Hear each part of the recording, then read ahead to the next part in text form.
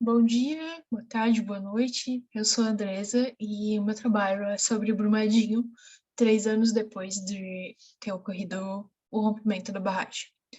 Então, nesse trabalho, eu vou falar sobre o pós-desastre em Brumadinho, quais foram os danos ambientais e sociais que ocorreram, qual foi a situação indígena, a resposta que a Vale deu, a relação entre a Vale e a sociedade, as consequências legais envolvidas, as multas e indenizações que a empresa teve que pagar, quais são os planos futuros da Vale e seu valor na Bolsa de Ações, e sobre o Memorial de Brumadinho. Então, em janeiro de 2019 foi quando ocorreu o desastre de Brumadinho, que é uma barragem de rejeitos da empresa Vale, que fica em Minas Gerais, no Brasil. Essa barragem era classificada de baixo risco, mas de alto potencial de danos. E esse foi o acidente de trabalho com o maior número de vidas perdidas no Brasil e o segundo maior acidente de trabalho no século XXI, ficando atrás somente de Mariana em 2015, também em Minas Gerais.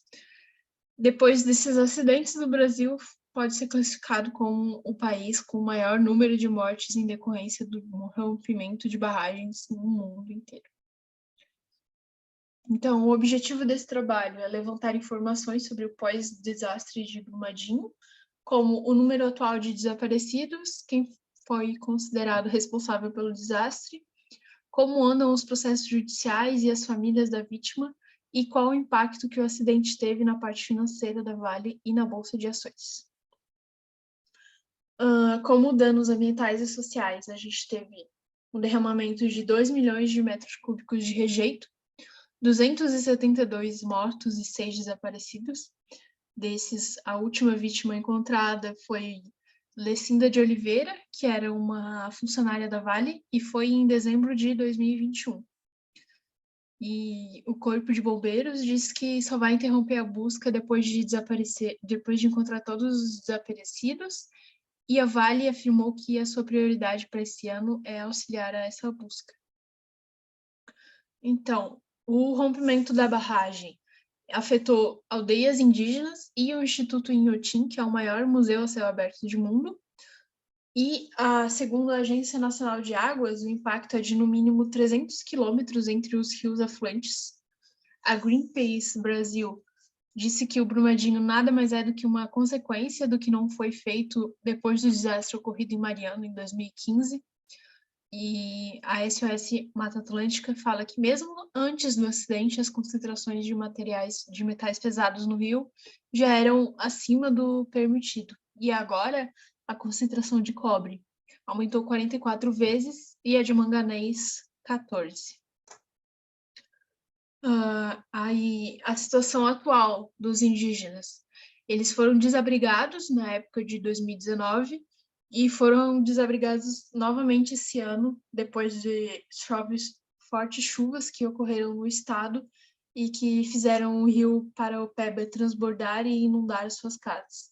O Ministério Público diz que a comunidade não pode retornar à sua vila porque as casas e as terras estão contaminadas por metais pesados que estão presentes na lama. Então, essa comunidade está atualmente abrigada em escolas locais e vivendo de doações. E como resposta da Vale, eles disseram que é importante observar que os rejeitos de minério de ferro são compostos principalmente de minerais ferrosos e quartzo, e são classificados como não perigosos e, portanto, não tóxicos, de acordo com a norma NBR 10.004 da EBNT. Então, segundo a Vale, os metais que tem na lama não trazem risco à saúde das pessoas, mas como a gente acabou de ver ali no dado da SOS Mata Atlântica, tem também cobre e manganês, então essa afirmação não é inteiramente verdade.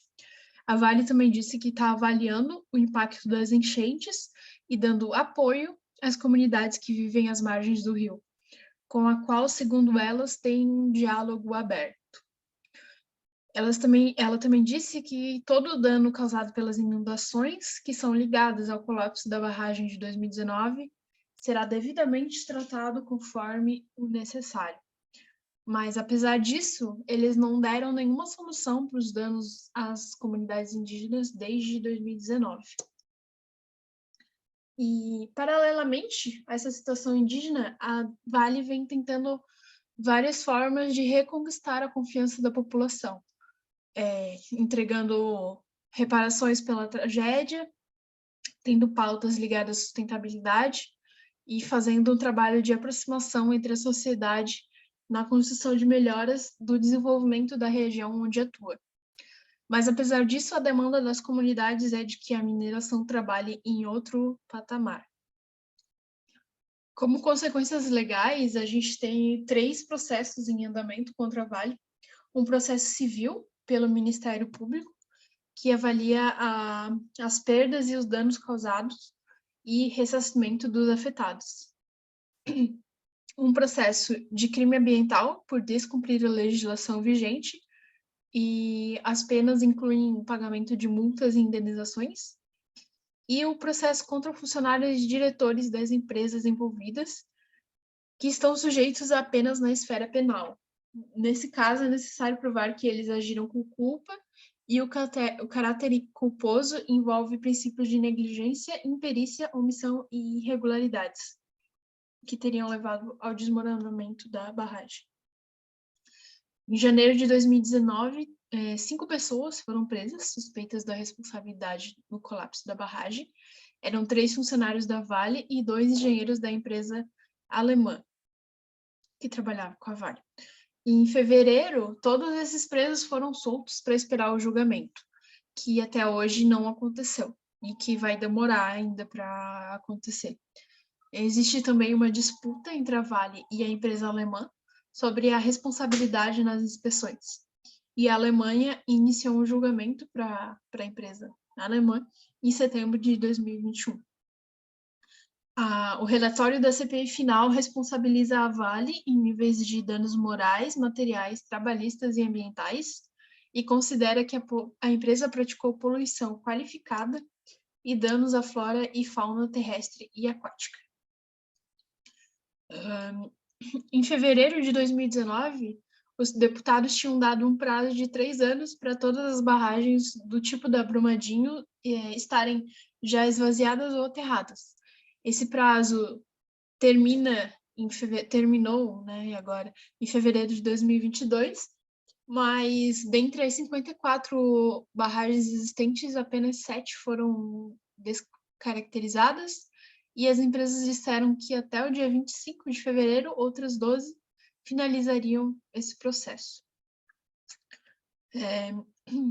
Ali a frase está no futuro, porque quando eu fiz o trabalho era antes do dia 25, então o dado acabou ficou no futuro. Mas a Vale disse que só vai conseguir terminar todas as descaracterizações em 2035. E o Ministério Público de Minas Gerais disse que 18 barragens da Vale vão precisar passar por alguma intervenção de medida preventiva por causa das chuvas recentes que caíram sobre o estado. A Secretaria Estadual de Meio Ambiente e Desenvolvimento Sustentável de Minas Gerais multou a Vale em 99 milhões de reais e o Instituto Brasileiro do Meio Ambiente e de Recursos Naturais Renováveis em 250 milhões de reais. Os dados de fevereiro desse ano, 2022, são de que tem mais de 5 mil acordos para indenizações individuais em andamento e 1.435 indenizações trabalhistas. E a Vale planeja desembolsar em torno de 9 bilhões esse ano com reparações relacionadas ao rompimento da barragem. E desde 2019, ela já desembolsou cerca de 18 bilhões com reparações e compensações de danos sociais e ambientais. Como planos futuros da Vale, eles têm trabalhado em iniciativas para reduzir o uso de barragens e investindo em alternativas que permitam que as operações de processamento úmido sejam substituídas por processos que sejam mais seguros e sustentáveis. E as metas para atingir esses objetivos é que 70% da produção de minério de ferro seja por processamento seco até 2025. Estão fazendo investimentos de 2,3 bilhões entre 2020 e 2025 para aumentar o uso de filtragem e empilhamento a seco para 16% da produção total. O desenvolvimento de novas tecnologias, como separação magnética a seco de minério de ferro, e pretendem eliminar 67% das estruturas alteadas ao montante, que é o mesmo tipo da barragem de Brumadinho, até 2025 e 100% delas até 2035. E como a Vale na Bolsa de Ações. O mercado financeiro acredita que a empresa vai ter um fluxo de caixa sólido nos próximos anos e que ela tem mostrado avanços em relação ao comprometimento com a sociedade e o meio ambiente. Mas, mesmo assim, os investidores preferem monitorar a evolução dessas reparações e das medidas tomadas para que seja garantido que uma tragédia não se repita. Apesar disso, do rompimento da barragem, a gente pode ver que o impacto na empresa foi maior na pandemia, em março de 2020, do que com o colapso da barragem. Foi um dado que me surpreendeu bastante. Eu peguei aqui o gráfico do valor das ações da Vale na Bolsa de Ações, porque eu fui olhar esperando que tivesse uma queda bem acentuada com o rompimento da barragem, mas a minha conclusão foi de que não afetou tanto assim.